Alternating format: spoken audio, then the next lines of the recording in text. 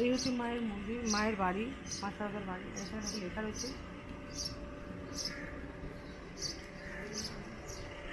আসবে তারা বাগবাজার স্টেশনে নামবে, সেখান থেকে কিন্তু অটো ধরে বলবে যে মায়ের বাড়ি যাব, এই বিবেকানন্দ রামকৃষ্ণ মিশন মায়ের বাড়ি যাব, সবাই চেনে।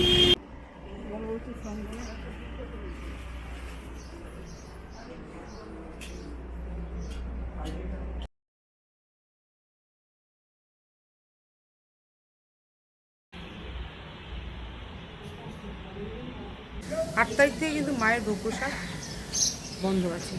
মায়ের বাড়ি, মায়ের বাড়ি দিয়ে 5 মিনিট, 3 থেকে 5 মিনিট লাগবে তোমার এই ঘাটে আসতে। এই হলো শ্রী শ্রী সারদা মায়ের ঘাট। তো চলো এই ঘাটে যাই।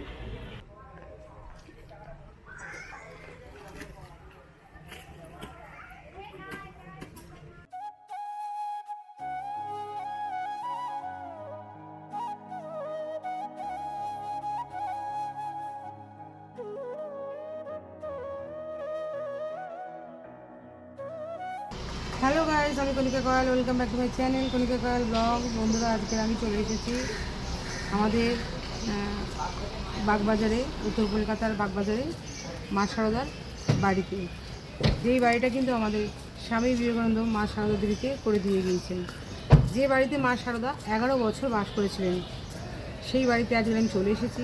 সেই বাড়ি দেখাবো, মায়ের প্রাচীনতম ঐতিহাসিক মায়ের বাড়ি, এবং এই বাড়ির পাশেই আছে গঙ্গার ঘাট, যে ঘাটে মা শারদা 11 বছর স্নান করেছিলেন। সেই ঘাটও তোমাদের শেয়ার করব। তো সঙ্গে থাকো। আর এখানে ভোগ প্রসাদ এখন বর্তমানে খাওয়াচ্ছে কি না, নাকি বন্ধ আছে, বা খাওয়ানোর সময় কখন, কটা থেকে কটা অবধি কুপন দেয়, কুপনের প্রাইস কত, তো সবই কিন্তু আজকের আমার এই ভিডিওতে তোমাদের শেয়ার করব। তো সঙ্গে থাকো। আশা করছি আজকের এই ভিডিওটা তোমাদের খুব ভালো লাগবে। এদিক দিয়ে যারা দেখো, দুটো মোড় দেখতে পাচ্ছ, এদিকে হচ্ছে তোমার বাগবাজার দিয়ে যারা আসবে মায়ের বাড়ি, তারা এদিকে নামবে। আর এটা হচ্ছে তোমার টালার দিকে, টালা পড়তে যাওয়ার রাস্তা। তো বাগবাজার দিয়ে যারা আসবে, যারা ট্রেনে করে আসবে, তারা বাগবাজার স্টেশনে নামবে, সেখান থেকে কিন্তু অটো ধরে বলবে যে মায়ের বাড়ি যাব, এই বিবেকানন্দ রামকৃষ্ণ মিশন মায়ের বাড়ি যাব, সবাই চেনে। আর যারা মেট্রো করে আসবে, তারা শোভাবাজার মেট্রো স্টেশনে নেবে, সেখান থেকে অটো ধরে চলে আসতে হবে আমাদের এই বাগবাজার মায়ের বাড়ি। দেখতে পাচ্ছ যে বিবেকানন্দ মিশন লেখা, এই গলি দিয়ে তোমাদের কিছুটা হাঁটলে পেয়ে যাবে মায়ের বাড়ি। আর যারা বাসে করে আসবে, তা কিন্তু বাগবাজার স্টপেজে নেবে, অটো ধরে চলে আসবে আমাদের এই মোড়ে, এই বিবেকানন্দ মিশন মায়ের বাড়ির মোড়ে। তো এখান থেকে কিছুটা হাঁটলেই পেয়ে যাবে মায়ের বাড়ি।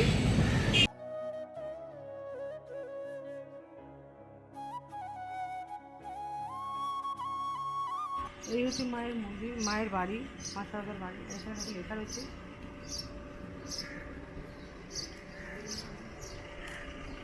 এখানে দেখো লেখা রয়েছে এপ্রিল থেকে সেপ্টেম্বর সকাল 6টা থেকে 11টা, আর বিকেল 4টে থেকে রাত 8টা পর্যন্ত খোলা থাকে। অক্টোবর থেকে মার্চ সকাল 6টা থেকে 11টা, আর বিকেল 3:30 থেকে রাত 8টা পর্যন্ত খোলা থাকে। তো চলো এখন ভেতরে প্রবেশ করি।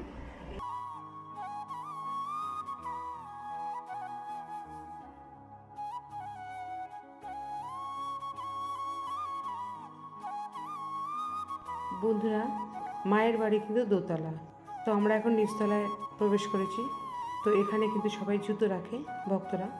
তো এখানে আমরা সবাই জুতো খুলে ফেললাম। আর এই জুতো রাখার পাশেই রয়েছে খুব সুন্দর লেডিস শৌচালয় এবং পানীয় জল খাওয়ার ব্যবস্থা রয়েছে। আর এ পাশে রয়েছে অফিস ঘর, আর ও পাশে রয়েছে অফিস ঘর। যারা দীক্ষা নিতে চাও, বা এখানে কি কি অনুষ্ঠান কবে কবে পালিত হয়, সমস্ত কিছু তথ্য জানার জন্য এই অফিস ঘরে দেখা করতে পারো। তো মায়ের বাড়ি যেহেতু উপরে, তো চলো দোতলায় এবার আমরা উঠি, উপরে গিয়ে মাকে দর্শন করি। বন্ধুরা, দোতলায় উঠতে উঠতে মায়ের বাড়ির ইতিহাসটা ছোট্ট করে তোমাদের একটু বলি। শ্রী শ্রী রামকৃষ্ণ পরমহংসদেবের মহাসমাধির পর মা সারদা দেবী দীর্ঘদিন ধরে স্থায়ী কোনো বাসস্থান ছাড়াই বিভিন্ন স্থানে অবস্থান করেছিলেন। কখনো কামারপুকুর, কখনো জয়রামবাটি, আবার কখনো কলকাতার ভাড়া বাড়িতে তাকে থাকতে হতো। মায়ের এই কষ্টের কথা চিন্তা করে স্থায়ী সুব্যবস্থার জন্য স্বামী বিবেকানন্দের গুরুভাই স্বামী শারদানন্দ একটি স্থায়ী বাড়ি তৈরির সংকল্প করেন। 1908 সালের শেষ ভাগে বাড়ির নির্মাণ কাজ শুরু হয়। 1909 সালের 23শে মে মা সারদা দেবী প্রথমবার এই নবনির্মিত বাড়িতে পদার্পণ করেন।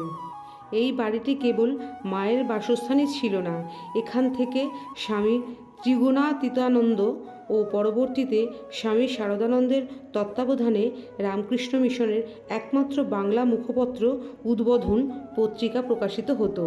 তাই এই বাড়িটির উদ্বোধন কার্যালয় নামেও পরিচিত। বাড়িটির নিচের তলায় প্রেস ও কার্যালয় ছিল এবং দোতলায় মা সারদা দেবী তার নারী ভক্ত ও সঙ্গীদের নিয়ে থাকতেন। 1909 সাল থেকে 1920 সাল পর্যন্ত জীবনের শেষ 11 বছর মা সারদা দেবী যখনই কলকাতায় আসতেন এই বাড়িতেই অবস্থান করতেন। দেশ বিদেশ থেকে হাজার হাজার ভক্ত, দীক্ষা প্রার্থী এবং স্বামী বিবেকানন্দের গুরুভাইরা এখানে এসে মায়ের দর্শন ও আশীর্বাদ লাভ করতেন। 1920 সালের 21শে জুলাই, 4ঠা শ্রাবণ 1327 বঙ্গাব্দে এই বাগবাজারের বাড়িতেই মা সারদা দেবী মানব লীলা সংবরণ করেন, অর্থাৎ মহাসমাধি লাভ করেন। বর্তমানে মায়ের সেই কক্ষটি একটি পবিত্র মন্দির হিসেবে সংরক্ষিত রয়েছে, যেখানে প্রতিদিন পুজো ও ধ্যান করা হয়। রামকৃষ্ণ মঠ ও মিশনের অধীনে এটি একটি অন্যতম প্রধান তীর্থক্ষেত্র। বন্ধুরা, এটি হলো মা সারদা দেবীর কক্ষ। বন্ধুরা, এই ঘরটিতে কিন্তু মা সারদা দেবী প্রথমে পুজো করতেন, মানে এটা মায়ের পুজোর ঘর ছিল, কিন্তু পরে মা স্বইচ্ছায় এখানে বাস করতেন। আর এই বিছানার উপরেই কিন্তু মা শয়ন করতেন। তো বিছানার উপরেই কিন্তু মায়ের একটি ছবি রয়েছে, আর মায়ের ঘরেরই ঠিক বাম দিকে রয়েছে বাবা রামকৃষ্ণ পরমহংসদেবের সিংহাসন। এই যে বাবা রামকৃষ্ণ পরমহংসদেবের যে ছবিটি দেখতে পাচ্ছ, এই ছবিটি কিন্তু মা যেখানে যেতেন মা বাবা রামকৃষ্ণ পরমহংসদেবের ছবিটি সঙ্গে করে নিয়ে যেতেন।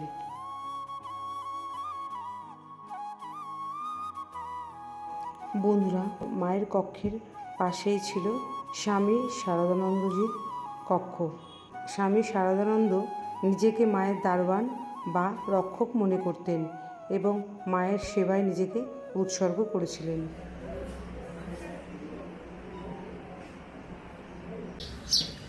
বন্ধুরা, মায়ের বাড়িতে বেরোলাম। তো আজকে আমরা কিন্তু চলে এসেছিলাম সকাল 10:30টার মধ্যে।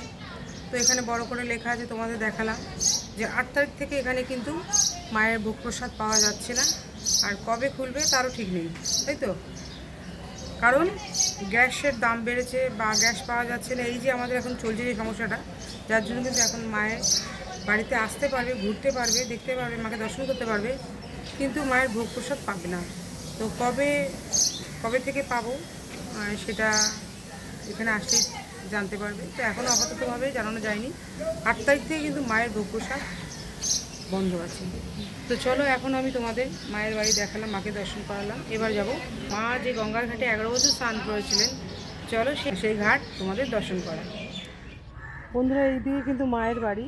তো মায়ের বাড়ি দিয়ে আমরা কিন্তু এগিয়ে এলাম, আর এই মোড় দিয়ে কিন্তু সোজা গেলে মায়ের ঘাট। তো এই পথে কিন্তু আমরা মায়ের ঘাট দর্শন করতে পারবো। তো চলো আমরা হেঁটে যাই, কম মিনিট লাগে দেখি।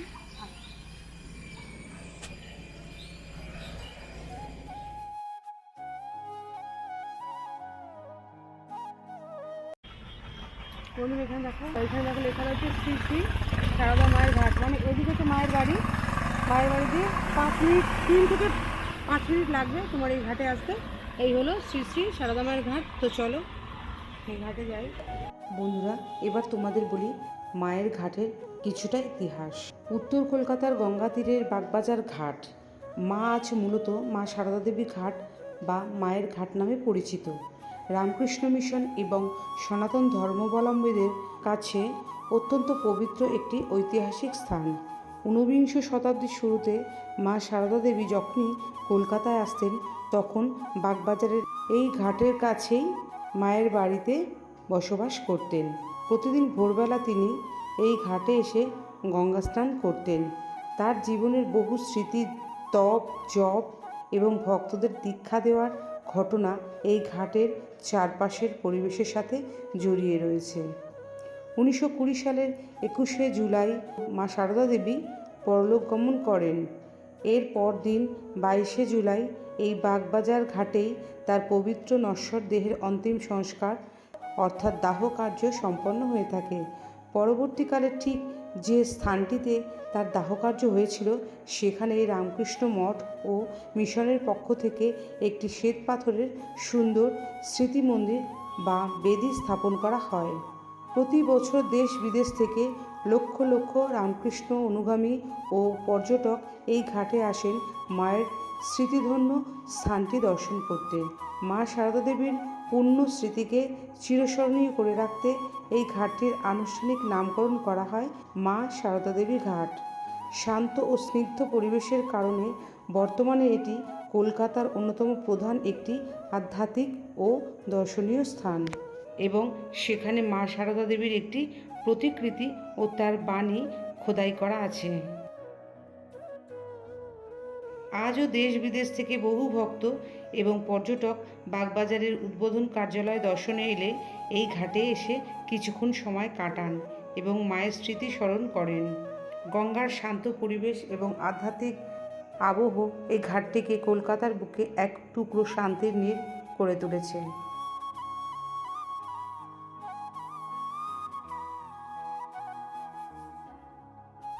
তো বন্ধুরা, এখন কিন্তু আমি দাঁড়িয়ে আছি আমাদের সারদা মায়ের ঘাটে।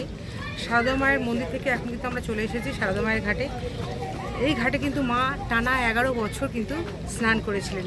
তো সেই ঘাট আমি তোমাদের দর্শন করাচ্ছি এবং সেই জল দেবো, আমার ছেলে মেয়েকেও দেবো, মাকেও দেবো সেই জল। তো দেখো, তো বন্ধুরা দেখো ভরা জল। তো চলো